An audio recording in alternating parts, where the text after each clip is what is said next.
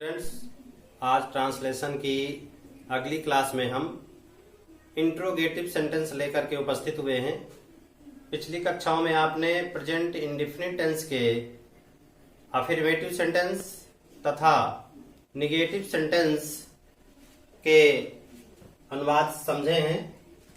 आज हम present indefinite tense के इंट्रोगेटिव सेंटेंस अर्थात प्रश्नवाचक वाक्य के बनाने के नियम और उनके अनुवाद अच्छे ढंग से सीखेंगे।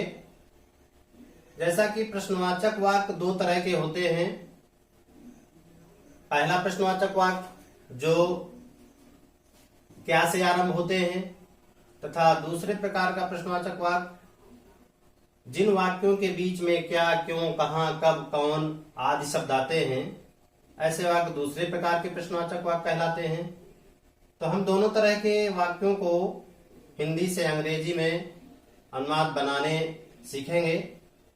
सबसे पहले प्रकार के प्रश्नवाचक वाक्य के बनाने का नियम क्या है?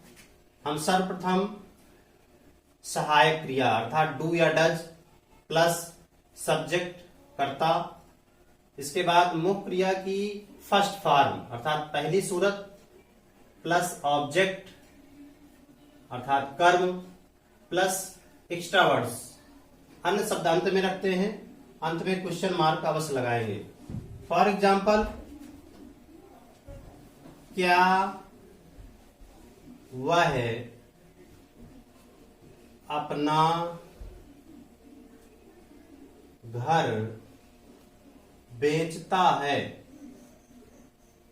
क्या वह अपना घर बेचता है? ये वाक्य आप देख रहे हैं। इसके शुरू में क्या शब्द आया हुआ है अर्थात यह वाक्य क्या से आरंभ हुआ है, इसलिए यह पहले प्रकार का प्रश्नवाचक वाक्य कहलाएगा। क्या वह अपना घर बेचता है? कौन बेचता है? वह। अर्थात इस वाक्य का सब्जेक्ट वह है जो एक वचनकर्ता के रूप में है। ही, सी, इट, नेम हमेशा थर्ड पर्सन एक वचन कहलाते हैं। तो पहले प्रकार के प्रश्नवाचक वाक्य बनाने का नियम ऊपर दिया गया है। सबसे पहले हम सहायक क्रिया का प्रयोग करते हैं अर्थात डू या डज। अब क्योंकि ये हमको पता हो गया कि कर्ता एक वचन है, इसलिए यहां पर हम डज क्रिया का प्रयोग करेंगे। डज ही, क्योंकि यहां पर बेचता है पुल्लिंग है। अगर स्त्रीलिंग होता तो यहां पर वह की इंग्लिश सी लिखी जाती। इसके बाद हम मुख्य क्रिया, यहां मुख्य क्रिया का कार्य कर रही है बेचना, सेल। क्या बेचती है? क्या बेचता है? अपना घर। तो ही के साथ अपना की अंग्रेजी हिज आती है, हिज हाउस, HOUSE, अंत में क्वेश्चन मार्क। इस तरह से हम पहले प्रकार के प्रश्नवाचक वाक्य का निर्माण करते हैं। कभी कभी प्रश्नवाचक प्लस नकारात्मक दोनों तरह का वाक्य आता है, तो हमें केवल कर्ता के बाद नॉट का प्रयोग करना पड़ता है। जैसे, क्या लड़के तालाब में स्नान नहीं करते हैं? क्या लड़के तालाब में स्नान नहीं करते हैं? ये वाक्य भी आपका क्या से आरंभ हुआ, इसलिए ये पहले प्रकार का प्रश्नवाचक वाक्य हुआ। और बीच में नहीं शब्द आया हुआ है अर्थात ये प्रश्नवाचक प्लस नकारात्मक। तो हम सबसे पहले सहायक क्रिया का प्रयोग करेंगे। अब यहां क्योंकि कर्ता आपका लड़के जो बहुवचन के रूप में है, इसलिए यहां पर डू क्रिया का प्रयोग होगा। ही, सी, इट, नेम के साथ डज और आई, वी, यू, दे बहुवचन कर्ताओं के साथ डू क्रिया आती है। सब्जेक्ट लाएंगे द बॉयज।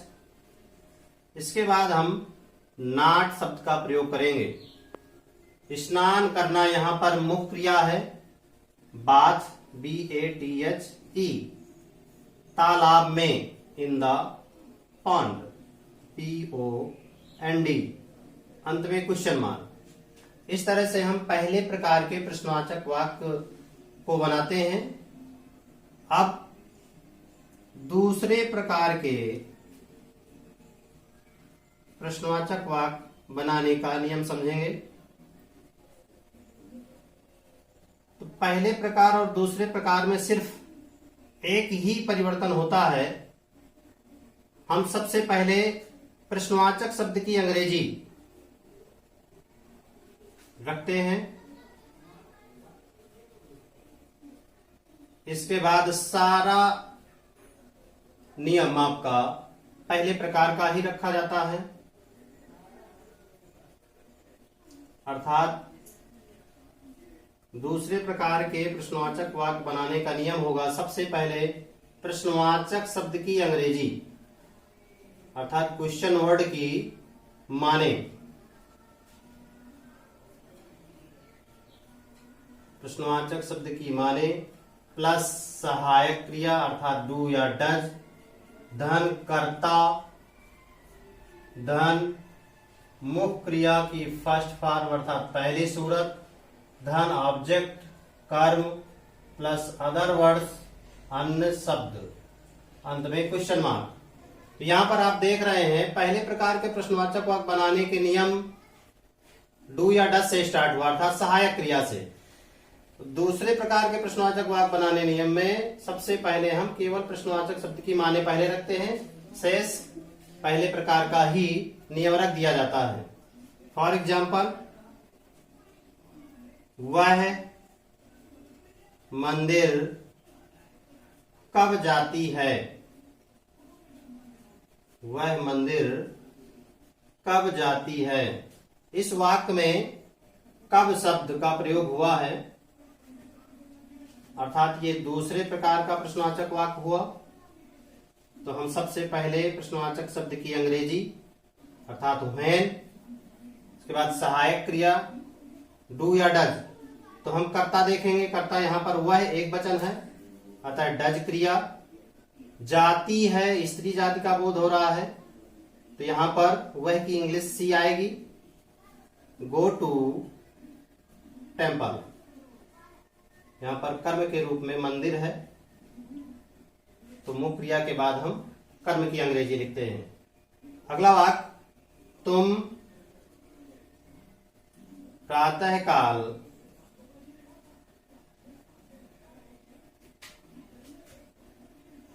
पाठ क्यों नहीं याद करते हो, तुम प्रातःकाल पाठ क्यों नहीं याद करते हो।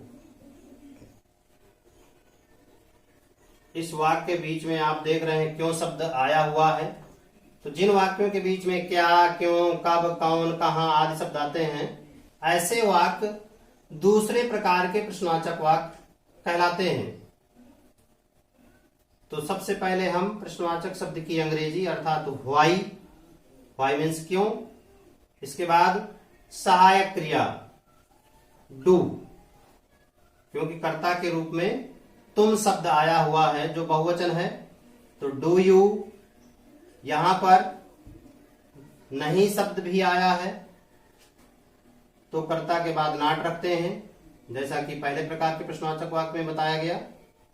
नॉट, लर्न मीन्स याद करना, यहां पर ये मेन वर्ब है, मुख्य क्रिया का कार्य कर रही है लर्न। द लेसन, LESSON, कर्म आपका पाठ, प्रातःकाल इन द मॉर्निंग, MORNING, अंत में क्वेश्चन मार्क अवश्य लगाएंगे। इस तरह से प्रश्नवाचक वाक्यों का निर्माण किया जाता है।